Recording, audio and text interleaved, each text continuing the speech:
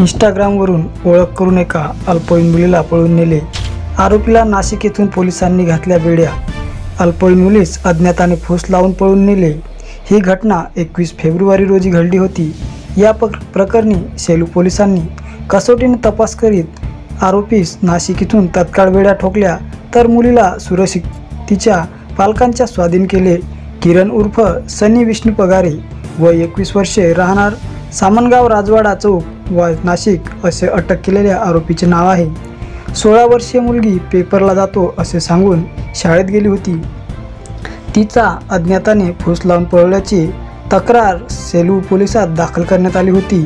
पोलिसांनी मुलीचे नातेवाईक, शाळेतील शिक्षक, मित्र मैत्रिणींची सखोल विचारपूस केली असता त्यामध्ये एक सनी नामक व्यक्ती हा नाशिक येथून मुलीला भेटायला आला अशी माहिती मिळाली।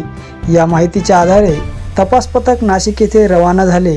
खबरी नाशिक तांत्रिक माहितीच्या आधारे पोलिसांनी आरोपी किरण उर्फ सनीचा शोध घेतला, त्यास अटक करून अल्पवयीन मुलीची सुटका केली।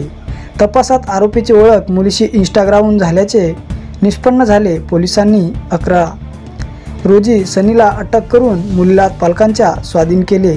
ही कारवाई पोलीस निरीक्षक तिरुपती राणे यांच्या मार्गदर्शनात पोलीस उपनिरीक्षक प्रवीण भोयर, अखिलेश गव्हाणे, सचिन वाटखेडे, संख्यानाथ शेख यांनी केली।